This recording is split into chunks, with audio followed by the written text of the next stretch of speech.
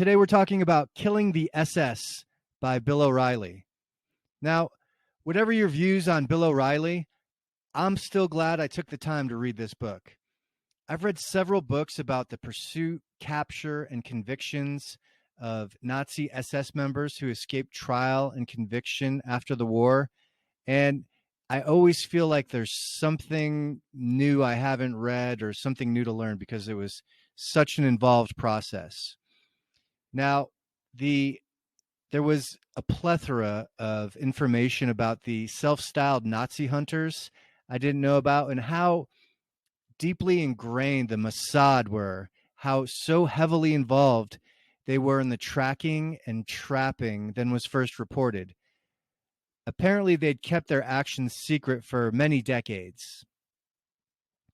So many war criminals lived in hiding and technically escaped justice, but they also lived a life of constant paranoia and fear.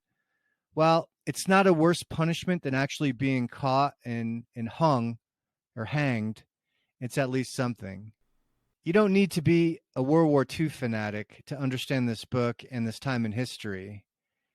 But I'm still shocked at the number of Americans that know so little about World War II and the crimes committed by the Nazi Germans under Adolf Hitler.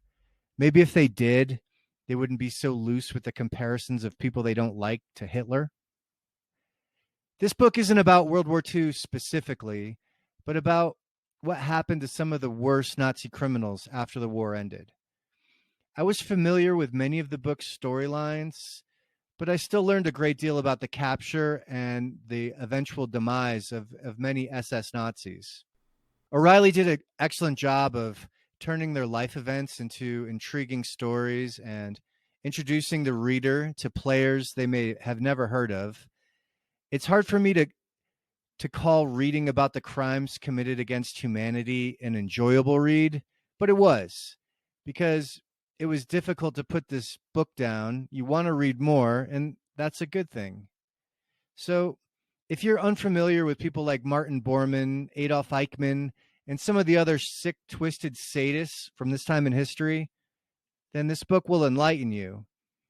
But if you're familiar with the histories of these evil men, I still think you'll find the information engaging, but more like dessert after a meal. Because this book has so many criminals to follow, keeping track of all the time sequences and moving from one decade to another is sometimes confusing.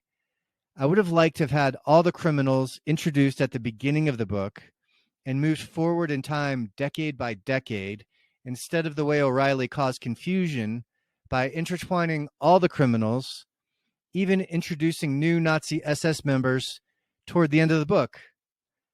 O'Reilly also moved back and forth between eras so much that unless I had a storyboard or a flow chart in front of me, it was impossible to keep everything in order.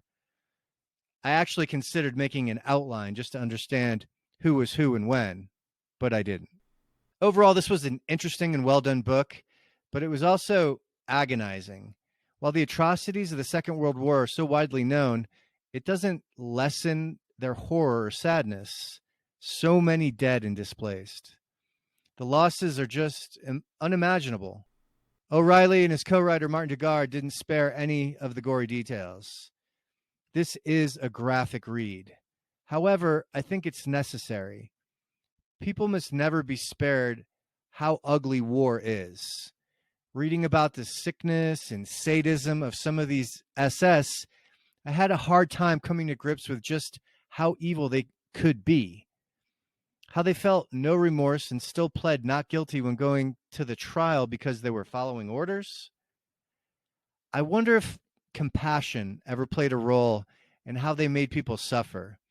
Did their sense of humanity ever click on and tell them they were killing people en masse? Sadly, many of the Nazis got away with murder and never got punished by the law. Maybe books like this and others like it will help bring more awareness so these atrocities will never happen again.